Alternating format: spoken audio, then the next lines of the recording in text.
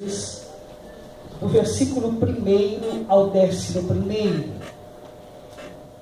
Olha o que diz aqui: Jacó habitou na terra de Canaã, onde seu pai tinha vivido como estrangeiro. Esta é a história da família de Jacó. Quando José tinha 17 anos, pastoreava os rebanhos com seus irmãos. Ajudava os filhos de Bila e os filhos de Zilpa, mulheres de seu pai, e contava ao pai a má fama deles. Ora, Israel gostava mais de José do que de qualquer outro filho, porque ele havia nascido em sua velhice, por isso mandou fazer para ele uma túnica longa. Quando seus irmãos viram que o pai gostava mais dele do que qualquer outro filho, odiaram-no e não conseguiam falar com ele amigavelmente. Certa vez, José teve um sonho, e quando o contou a seus irmãos, eles passaram a odiá-lo ainda mais. Ouça o sonho que tive, disse-lhes.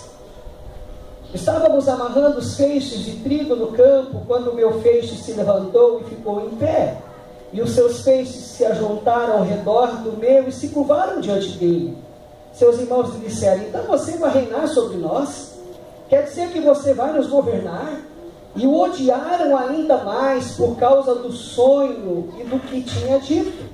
Depois teve outro sonho, contou aos seus irmãos: tive outro sonho. E desta vez o sol, a lua e 11 estrelas se curvavam diante de mim. Quando contou ao pai e aos irmãos, o pai o repreendeu e lhe disse: que sonho foi esse que você teve? Será que eu, sua mãe e seus irmãos viremos a nos curvar até o chão diante de você? Assim seus irmãos tiveram ciúmes dele. O pai, no entanto, refletia naquilo.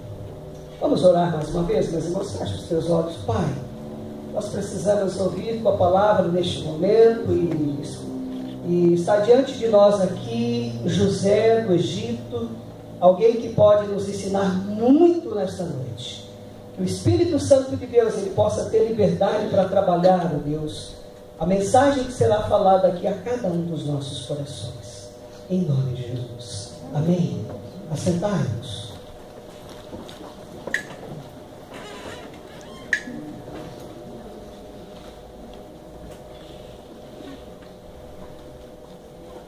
Meus irmãos, uma das coisas que me chama a atenção em José é que ele tinha sim uma vocação para transformar tragédias em bênçãos.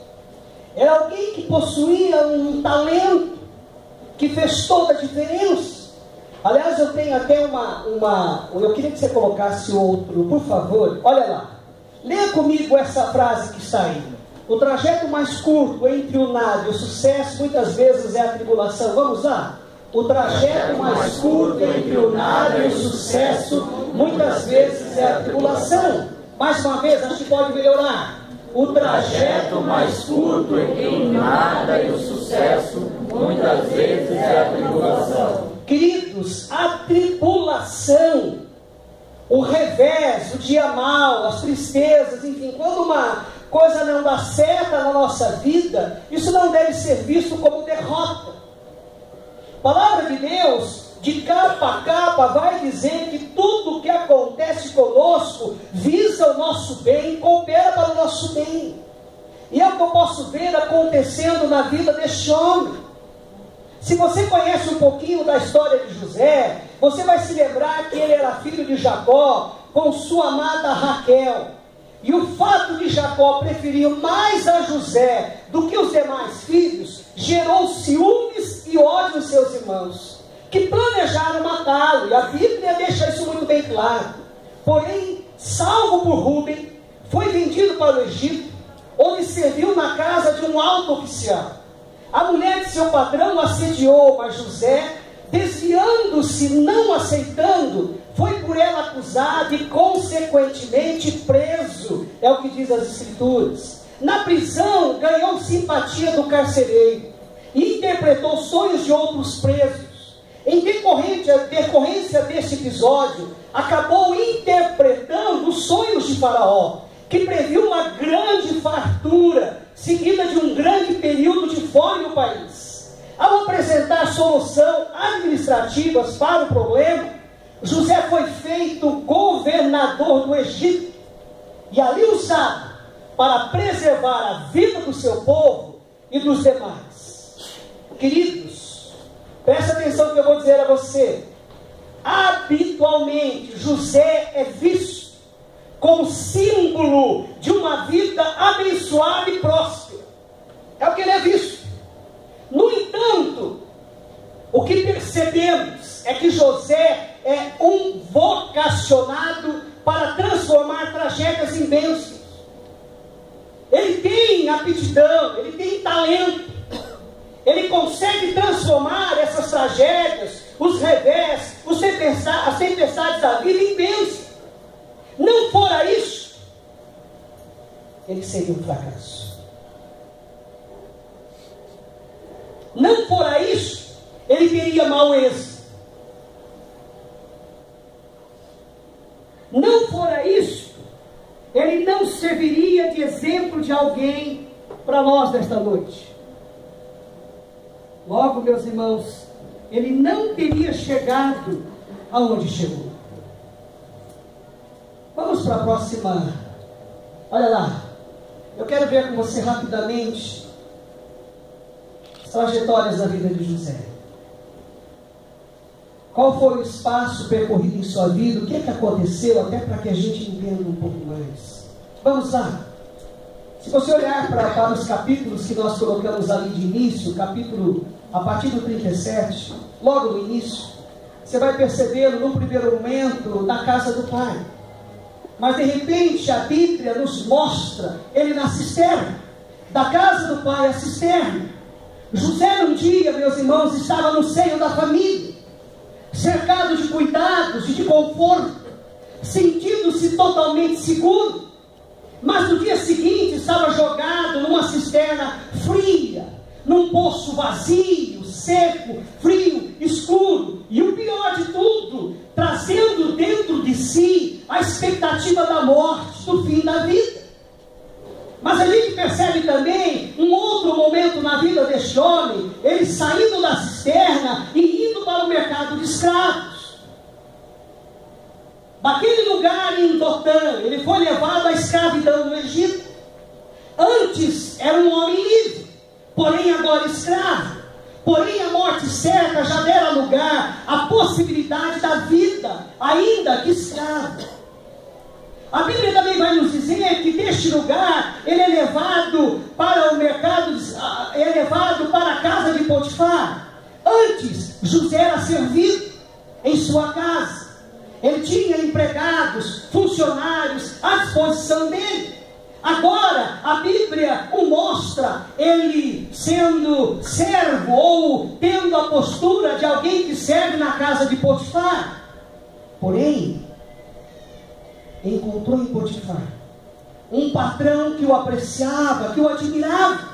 Não demorou muito para que Potifar entregasse nas mãos de José tudo o que tinha e não se preocupava com nada. Deste lugar, ele é levado à posição de escravo prisioneiro. Parecia que a vida de José dera uma pequena melhora lá na casa de Potifar. Mas agora piorava tudo de novo, pois ele estava preso, acusado de traição e de assédio sexual. Mas aí a gente vai perceber, dentro da trajetória deste homem, saindo deste cenário de prisioneiro a governador do Egito, na expectativa da condenação, de ser sentenciado, culpado. O que é que diz a palavra de Deus? Que José teve sua vida totalmente revirada, assumindo o cargo de governador do Egito.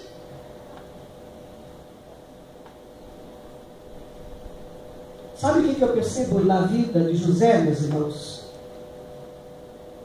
Apesar das dificuldades, ele é um homem abençoado. Pode passar lá para a segunda. Apesar das dificuldades, você se depara aqui, quando você vai olhar para a biografia de José, alguém que tinha uma vida marcada por mais dureza do que facilidade. vida marcada pela bênção de Deus. E aí, a Bíblia nos mostra isso acontecendo na vida dele. Por exemplo, ele foi abençoado em casa. Se você olhar aí no capítulo 37, dos versículos 6 ao 9, você vai se dar conta que José foi abençoado na casa dos pais, apesar do ódio, do sentimento de profunda inimizade dos irmãos para com ele, que acabou por prejudicá-lo junto ao resto da família. Você vai percebendo também, mesmo lá na cisterna, alguém abençoado. José tinha diante de si uma sentença de morte. Os irmãos, com exceção de Rúben, pretendiam matá-lo, por fim a sua vida. Mas ele teve a bênção de ser livre, graças à consciência do seu irmão Rúben. Você vai percebendo também abençoado como escravo. Se você olhar no capítulo 37, versículo 28, no capítulo 36, melhor dizendo, capítulo 37, versículo 28, versículo 36, capítulo 39, versículo 1, você vai ver o que? O que é que está acontecendo nesse momento na vida de José? Ele foi vendido no melhor mercado de escravos do mundo e comprado por um alto oficial de Faraó, que era o capitão da guarda pessoal de Faraó. Alguém abençoado como escravo. Quando ele foi ser mordomo, quando ele foi para a casa de Potifar, ele foi também abençoado como mordomo. Se não, vejam aí o capítulo 39, dos versículos 2 ao 9. Diz aí que Potifar, por perceber que Deus estava com ele, o pôs como seu ajudante particular. Tudo que ele tinha entregou nas mãos de José. Mas tudo por quê, meus irmãos? Ele foi abençoado. Era um homem abençoado. Nós percebemos também essa bênção o acompanhando na prisão. Capítulo 39, dos versículos 21 ao 23. Apesar dos anos frios e escuros lá no calabouço, ele fora abençoado naquele lugar. Porque diz aí que José conquistou a simpatia do carcereiro, que o pôs como encarregado de todos os outros presos. Se você olhar para o capítulo 41, você vai vê-lo abençoado como homem de Deus. E por quê? Meus irmãos, nós estamos diante de alguém que podia ver o futuro, pois sua visão, ela não se limitava à estreiteza da prisão. Ele estava preso, sim, mas a prisão não o impedia de ir além. Ele ia além. Ele podia entender claramente o que estava por vir, o vindouro, abençoado como homem de Deus. Mas ele também foi abençoado como governador. Capítulo 41, versículo 40. Apesar dos tempos de crise, José foi abençoado no cargo de chefe da maior potência daquela época.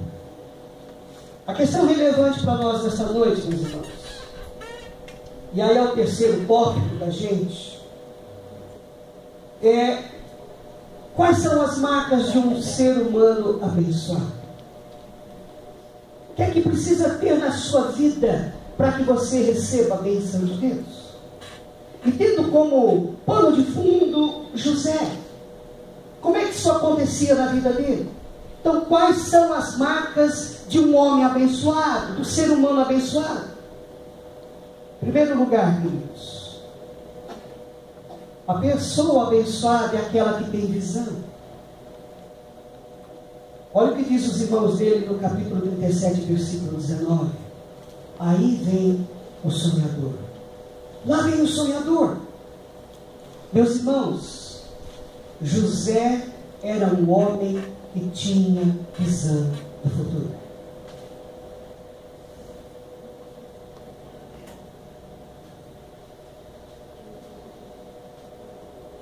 O presente podia não ser dos melhores,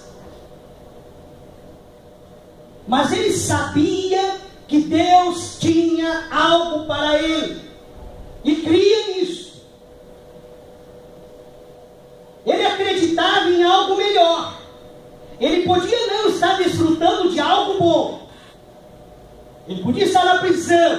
estar sofrendo, mas ele acreditava que Deus tinha o melhor para ele. Você é assim também, meu irmão? Você, como José, você tem visão. Não importa o que esteja acontecendo na sua vida, e principalmente naqueles dias maus, você consegue perceber, consegue enxergar que há um Deus que tem melhor para você. Uma segunda marca que eu percebo na vida de um ser humano abençoado é o caráter. Se tinha uma coisa que José tinha, meus irmãos, era caráter. Se não, observe aí o capítulo 39, dos versículos 9 ao 19. Este texto relata para a gente o tempo em que José morou na casa de Potifar, seu dono, aonde ele foi assediado pela esposa do seu senhor. Uma mulher que tinha poder sobre ele, tentava-o como homem e pressionavam como empregado, mas ele não se deixou envolver. Meus irmãos, entenda uma coisa: José era, antes de tudo, um homem de caráter, de formação moral sólida e incontestável. Na vida deste homem não havia espaço para ações vergonhosas. Não havia na vida deste homem espaço para ações obscenas, desonrosas, humilhantes. Não!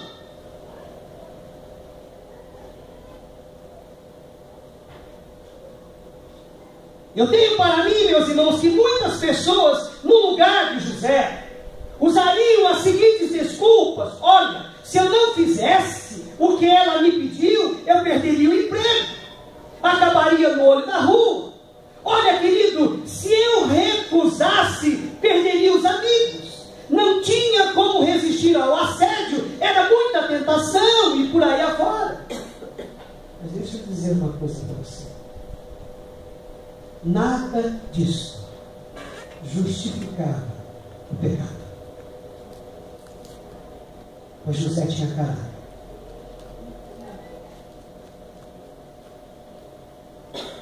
Uma outra marca na vida de uma pessoa abençoada é que ela tem simpatia. Capítulo 39, dos versículos 21 ao 23. O texto nos faz saber que o carcereiro gostou de José. Ele causou uma boa impressão. O carcereiro percebeu que José era uma pessoa muito agradável. Queridos, eu penso que uma pessoa abençoada, ela espalha simpatia por onde quer que ela esteja. Ela causa uma boa impressão. Ela é amistosa, é agradável, é educada, demonstra gentileza e amabilidade para com o outro, simpatia.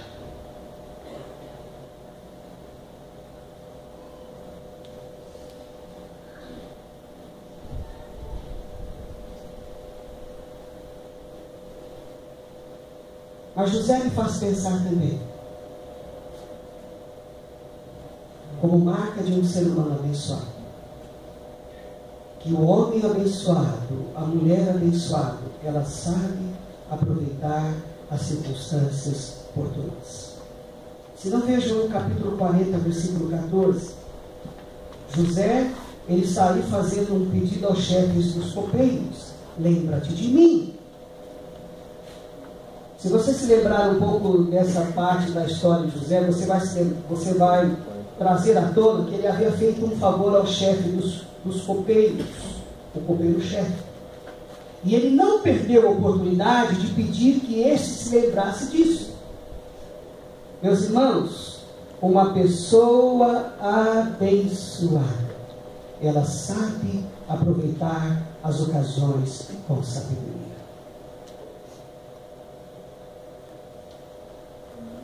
Porque oportunidades favoráveis surgirão na nossa vida.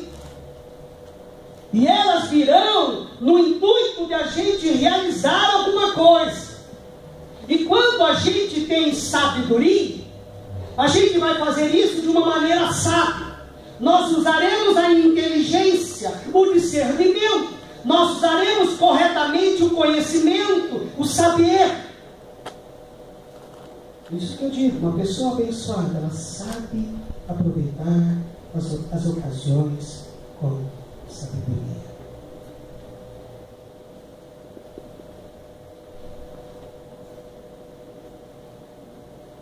Uma outra marca que eu percebo aqui em José, e que é a marca de um ser humano abençoado,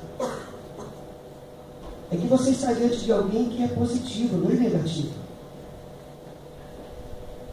Olha aí no capítulo 31, dos versículos 32 ao 36.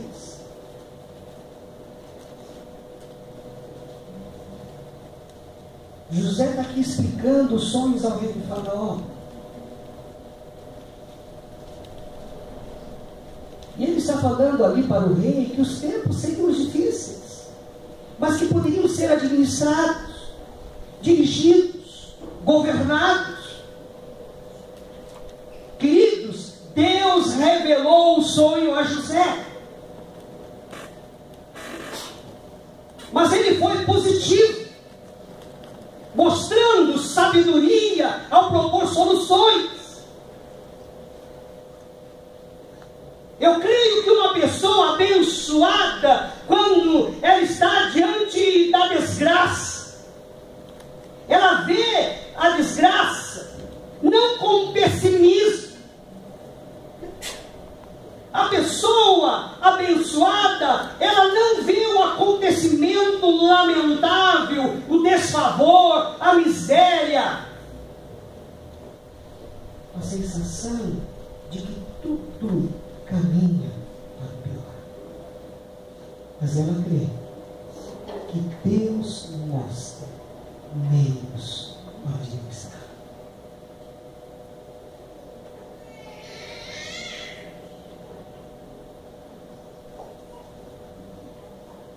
Mas eu consigo ver aqui também, meus irmãos, uma outra marca na vida de uma pessoa abençoada. Há espaço na vida dela para o perdão. Se não, vejam aí capítulo 45, de 4 a 5. O que é que está dizendo aí? José perdoou seus irmãos. Queridos, uma pessoa abençoada, ela não guarda rancor. Não há espaço na vida dela para ressentimento, para raiva. Ela não caminha com a amargura, com a mágoa, com o desgosto. Ela não anseia por vingança. Há espaço na vida dela para o perdão. Querido, saber perdoar é uma das grandes virtudes e marca da pessoa abençoada. É um dos principais sinais de que Deus está de fato agindo em nossa vida. Quem tem dificuldade em perdoar é porque provavelmente Deus não está agindo na vida dessa pessoa. Pois quem foi perdoado por Deus deve saber perdoar o outro. Se eu tenho dificuldade de perdoar o outro, é porque Deus não está agindo na minha vida.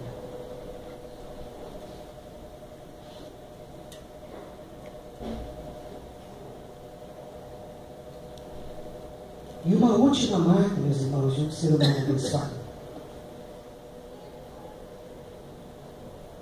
é que essa pessoa, ela tem esperança na justiça divina.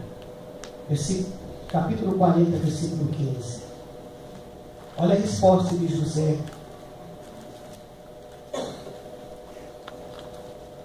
Olha o que José está dizendo aí. A verdade é que foi a força que me tiraram da terra dos hebreus e me trouxeram para o Egito. E mesmo aqui no Egito, não fiz nada para parar na cadeia. Você percebe alguma vez José ali respondendo às acusações? Não. Você o vê murmurando, revoltado com Deus e com todos? Não. Meus irmãos, ele tinha consciência do que havia acontecido. com ele.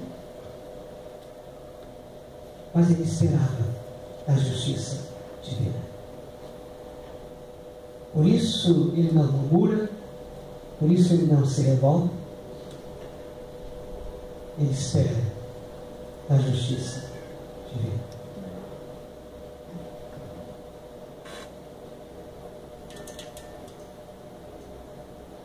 Diante disso tudo que eu coloquei para você,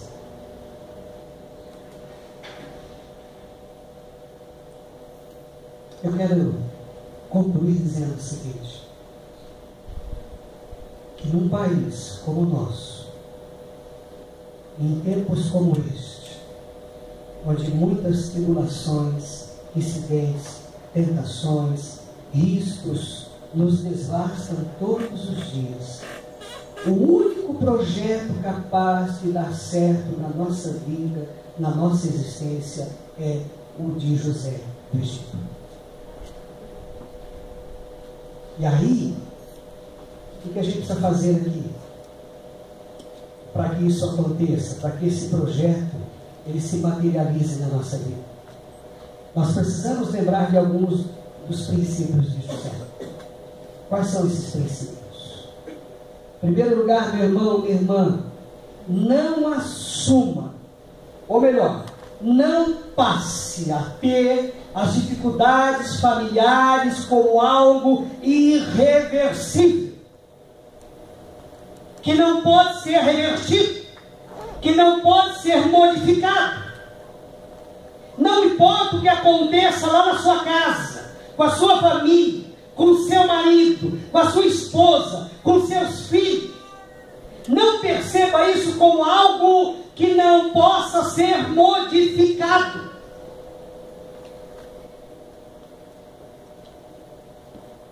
Para minha tristeza, meus irmãos, eu percebo dia após dia, homens e mulheres desistindo de suas famílias, de seus casamentos, porque acham que não tem mais jeito.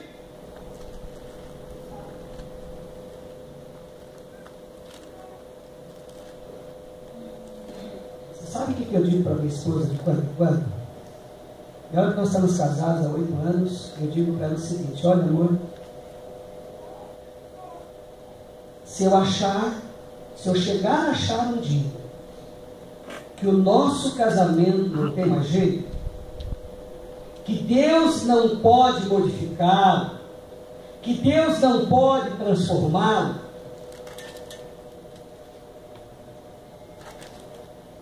isso não pode acontecer num outro casamento. Se eu não me der bem com a minha esposa, eu não vou me dar bem com nenhuma outra mulher. Até porque, queridos, não existe homem perfeito, não existe mulher perfeita. Todos têm conflitos, dificuldades no casamento. Então você não pode olhar para a sua dificuldade lá na casa, em sua casa, como algo que não pode ser revertido. Pode sim. E vou dizer uma coisa a você. E eu tenho base bíblica para dizer isso para você. Deus nunca desejou o divórcio. Jesus deixou claro que um casal não deve separar-se. Esta é a vontade de Deus. Os prejuízos da separação são muitos. O que é que sobra? Mágoa, ressentimento, filhos revoltados. Querida, no casamento as crises vêm, mas também vão. E aí eu vou dar um recado aqui para os noivos, para os namorados. Vocês têm que pensar muito bem agora. Tem que decidir agora. Tem que pensar muito bem. Porque casou, querido? A Bíblia diz: até que a morte os separe. Então pense muito bem antes de casar.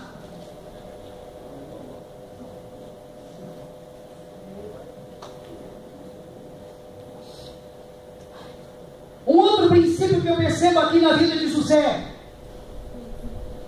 não aceite o ódio como algo inevitável, como algo que não possa ser evitado. Meus irmãos, o ódio é um dos sentimentos mais perigosos e destrutivos que existe. Você pode ver isso, por exemplo, acontecendo na vida do rei Saul. O ódio tomou conta do coração daquele homem, ao ponto dele ofender o próprio filho e até tentá-lo matá-lo.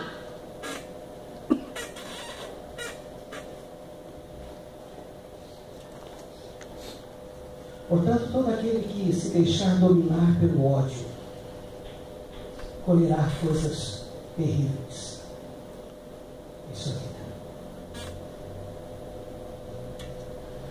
Um outro princípio de José para a gente, que é o único projeto que pode dar certo na nossa vida, é o seguinte: não caia em túneis sem fim. O que é que eu quero dizer com isso? Se você cair na cisterna da depressão, da angústia, da ansiedade, da frustração, da derrota, saiba que sempre há um modo de sair dela, até porque Deus não nos planejou para vivermos em um buraco no fundo do poço. Deus não nos programou para depressão ou desânimo. A nossa vocação é sermos elementos de unção na vida das pessoas. E se você entrar num túnel sem fim, você vai deixar de exercer essa sua vocação.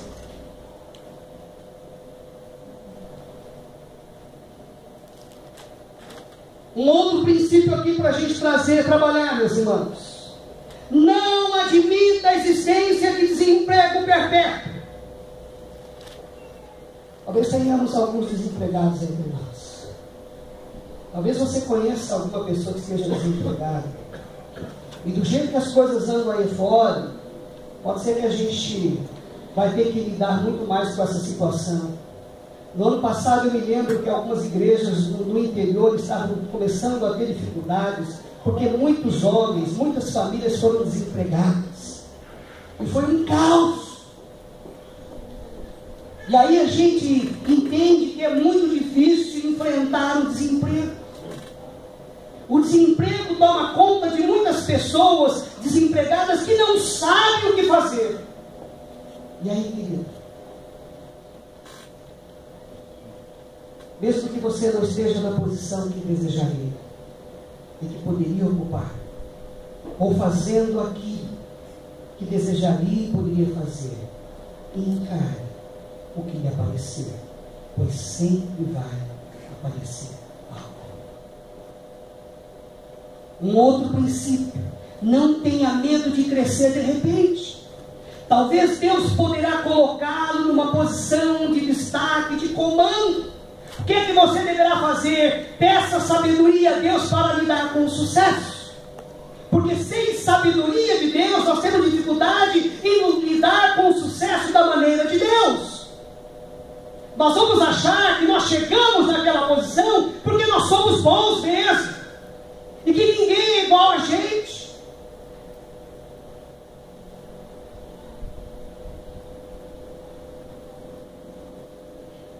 Um outro princípio: não desperdice oportunidades.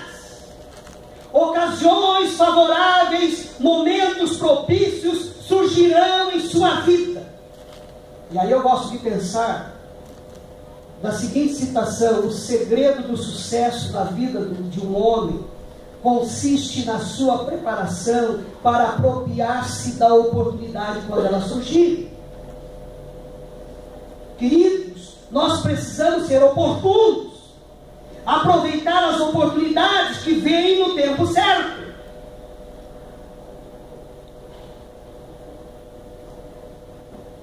Não acredite que existam situações imutáveis, que não estejam sujeitas a mudanças, circunstâncias desfavoráveis, situações embaraçosas. As lutas, as dificuldades estão sim sujeitas à mudança.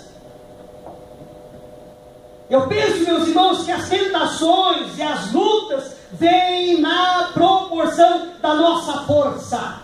E Deus nos dará a graça de enfrentá-las.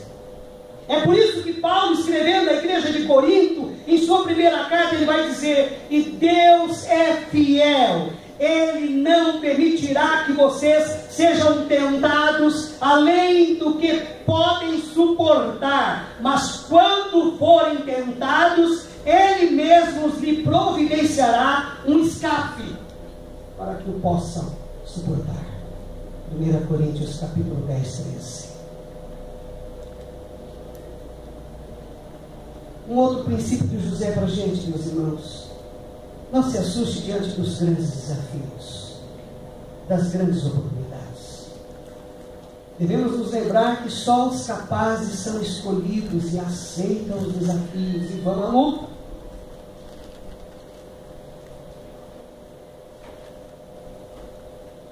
E um outro princípio tremendo de José para a gente: quando você chegar aonde você chegou, quando Deus te colocar nesse lugar, não se esqueça de onde você veio. Leve em consideração o seu passado e o quanto Ele contribuiu para você ter chegado onde você chegou. Lembre-se daqueles que colaboraram para o seu sucesso com gratidão. Meus irmãos, são tantas pessoas que Deus coloca nas nossas vidas, contribuindo para o nosso crescimento, contribuindo para o nosso aprendizado. Nós não podemos nos esquecer deles. Alguém já disse que quem recebe um benefício não deve esquecer.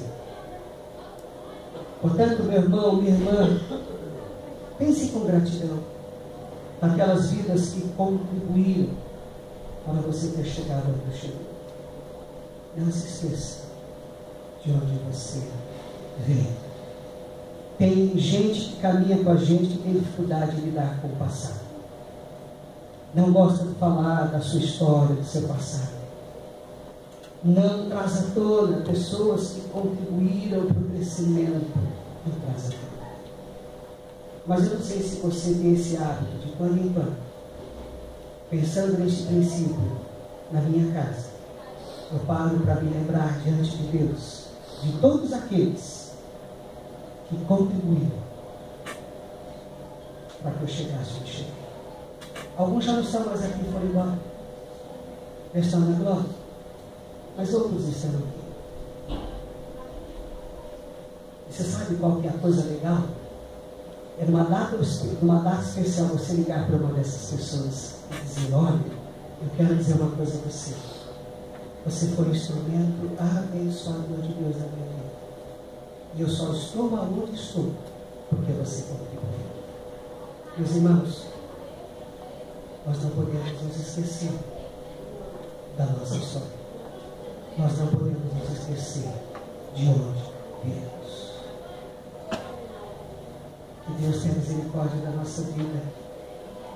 Que Deus continue nos conduzindo, realizando a nossa vida apenas a vontade dele. Amém, Deus? Eu quero chamar aqui. Meu irmão, não está em casa, não. Na ausência do pastor, responde o primeiro vice-presidente. Na ausência do primeiro vice-presidente, responde o segundo vice-presidente. Venâncio é o segundo vice-presidente. Administrativamente, se acontecer alguma coisa com ele, que responde agora. Porque não tem nem o presidente, nem o primeiro vice-presidente. Então ele é uma pessoa importante.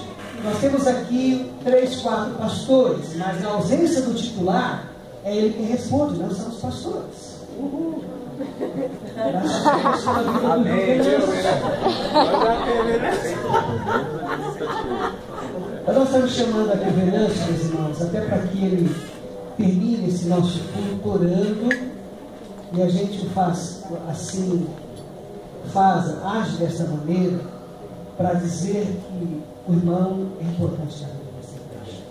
E nós agradecemos a Deus pela vida do irmão, aliás, nós agradecemos a Deus pela vida do presidente, do vice-presidente. O pastor está pregando fora, não pode estar conosco hoje. O irmão Ivan está trabalhando, não pode estar com a gente hoje também. Mas o irmão está aqui. Mas nós agradecemos a Deus pela vida desses irmãos, pela vida dos tesoureiros, pela vida dos secretários, pela vida de todos, pela vida dos irmãos. E aí nós vamos terminar agora. O irmão, orando. Bom, vou pedir para que nada aconteça até o terminar do culto, né?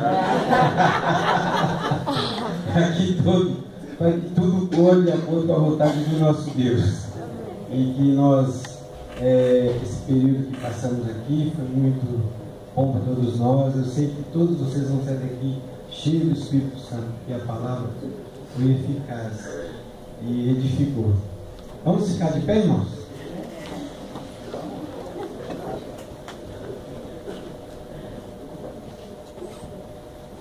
Senhor nosso Deus, eu te agradeço, Pai, porque Tu nos trouxeste aqui para ouvirmos a Tua palavra, cantarmos cânticos de louvores a Ti. E hoje o dia foi especial, porque esse dia é separado para Ti. E eu creio que todos vão sair daqui maravilhados, ó Deus. E agora, Deus, eu lhe peço que Tu leve-nos de volta para os nossos lares, ó Deus, guardados por Ti, que amanhã começamos uma outra semana, ó Deus, com Teu amparo, com Teu apoio, e que Tu não nos deixe faltar o pão, não nos deixe faltar a Tua presença, porque fica com todos os meus irmãos durante toda a semana, que se domingo estivermos aqui, que seja também para a Tua honra, para a Tua glória, Deus. Obrigado por tudo, meu Deus, e nos abençoa durante toda a noite, que Tu não nos deixe faltar o Teu Espírito, o Teu alento, a Tua amizade, o Teu carinho para com todos nós. Em nome de Jesus que eu te agradeço por tudo. Amém, amém e amém. Você tem mais 30 minutos para conversar com seus irmãos lá, tomando um café, tomando uma água.